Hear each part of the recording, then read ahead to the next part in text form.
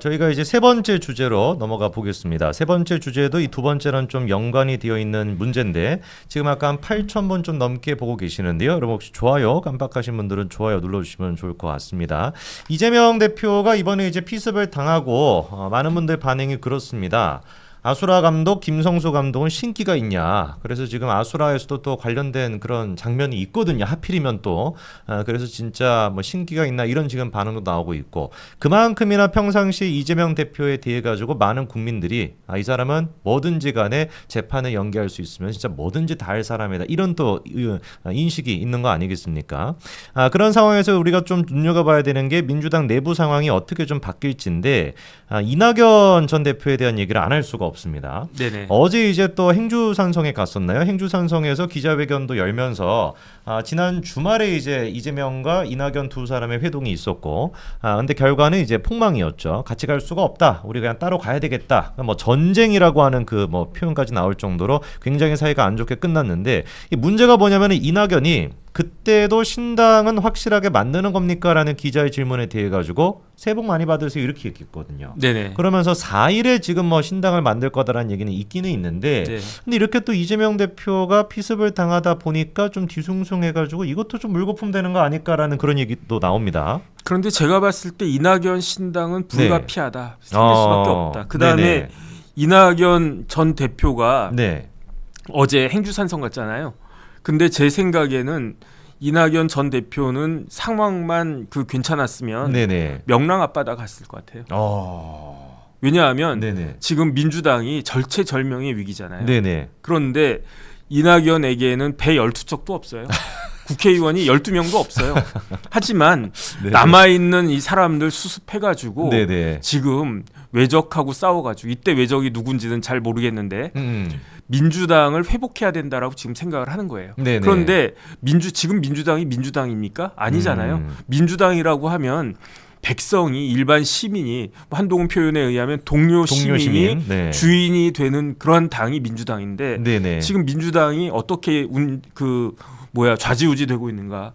이재명 대표의 개인적인 의사에 따라서 좌지우지되고 있잖아요. 그렇죠. 그러니까 민주당이 아니라 명주당이라고요. 제가 봤을 때. 명주당.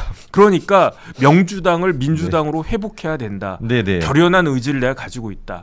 이거를 왜 행주산성 갑니까? 행주산성이 임진왜란 때 대첩이 일어났던 데잖아요. 행주 대첩. 그런데 더 상징적인 거는 명량해전, 해전. 그러니까 제가 봤을 때 명량까지 가고 싶었을 것 같긴 한데 거기는 저기 남쪽으로 한참 가야 되니까 거기까지 이제 사람들 기자들 불러 모을 수 없으니까 그러니까 행주산성 간 거라고 저는 생각을 갖다 하거든요. 그런데 다른 걸 다 떠나가지고 이낙연 전 대표한테는 이재명 대표에게 없는 게 있어요. 그게 뭐냐면 명분이 있거든요. 명분. 왜냐하면 민주당 당원 80조에 따르면은 부정부패 행위로 기소가 되면 당직자의 직무가 정지되도록 돼 있어요. 이때 당직자라고 하면 당대표도 포함되는 거거든요. 그런데 지금 이재명 대표 기소됐지 않습니까? 부정부패 혐의로 기소되지 않았습니까? 민주당 당원의 부정부패가 뭐냐? 두 가지 들고 있는데 하나가 뇌물이고요. 또 하나가 불법 정치자금 수수예요. 이재명 대표는 뇌물죄로 다른 거 다 떠나가지고 성남FC만 해도 그게 제3자 뇌물죄 아니겠습니까? 그렇죠. 이걸로 기소돼서 지금 재판받고 있단 말이에요. 다음 주에도 재판 받아야 돼요. 그거. 근데 그럼에도 불구하고 지금 당대표 역할을 하고 있는 게 왜 계속 당대표 역할을 하는가? 당원에도 불구하고 80조 3항에는 어떻게 되어 있느냐?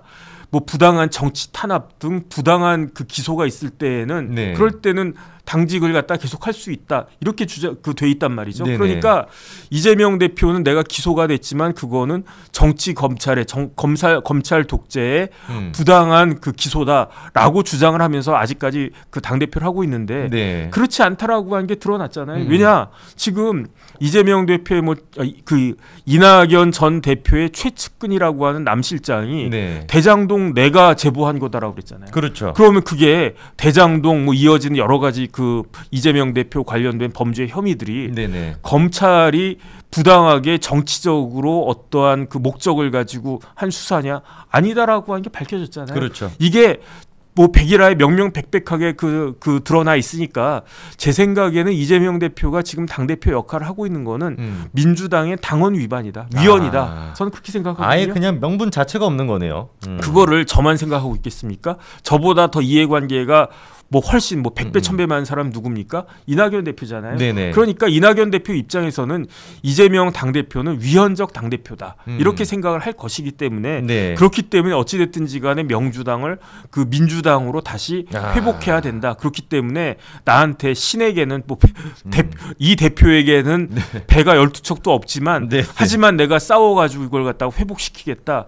그런 의지를 가지고 있기 때문에 그렇기 때문에 제 생각에는 그 이낙연 대표는 뭐 오늘 뭐 이런 이벤트가 있었기 때문에 지금 당장 내일 뭐 신당 뭐 창당 선언하고 그런 거는 좀 무리가 있겠죠. 제한될 수 있겠지만 네. 다음 주 정도에는 신당 창당하지 않을까? 왜냐하면 다음 주 정도쯤에 시간도 없잖아요. 그렇죠. 이제 오늘로 내년 총선이 99일밖에 안 남았기 때문에 네네. 뭐 이렇게 뭐 이렇게 질질 이렇게 시간을 끌면 그럴 기회마저 없어질 수 있으니까 전 좀 지켜보겠습니다. 이재명으로 인해서 민주당이 명주당이 됐다라고 표현해 주셨고, 그리고 근데 명주당에는 지금 이제 뭐 12척은커녕 잼잼 기사단밖에 없는데 사실 오늘은 또 이재명 대표가 잼잼 기사단한테 기습을 당해가지고 지금 민주당은 진짜 혼란스러운 그런 상황입니다. 근데 이낙연 전 대표 같은 경우는 지금 이제 러브콜을 여러 군데 보내고는 있는데 상식적으로 생각해봤을 때 비명계한테 러브콜을 보내서 비명계가 중심이 돼서 뭔가 좀 신당을 만들어야지 맞는 것 같은데 희한하게 갈비신당 지금 이준석한테 계속 러브콜을 보냅니다. 이거는 무슨 의미가 있을까요, 변호사님? 그거는 근데 요거는 다시 한번 확인을 해봐야 될 것 같아요. 왜냐하면 네. 상식적으로 이낙연 대표가 이준석한테 러브콜을 보내는 게 정상은 아니라고 생각합니다. 그러니까요. 예. 그렇기 때문에 진짜로 이낙연 대표가 저랬는지는 모르겠고 만약에 이준석에게 러브콜을 보낸 것이 사실이다라고 하면 네. 그러면은 이낙연 대표가 굉장히 지금 초급하다. 그러니까 신에게는 12척도 없지만 어찌됐든지 간에 뭐 이것저것 다 끌어모아야 된다. 그래가지고 뭐 심지어 구멍난 배까지라도 필요하다. 이런 생각을 하는 것이 아닌가. 그런 생각이 드는데 네네. 그게 과연 맞는 말인가 저는 잘 모르겠고요. 네네. 어떻게 할지는 좀 지켜봐야 될 것 같고 네. 그다음에 뭐 이준석이 러브콜 받는다고 해서 들어가는 사람은 아니잖아요. 왜냐하면 그렇죠. 제가 봤을 때 이준석의 몸값이 최근에 가장 높이 뛰었던 때는 언제냐.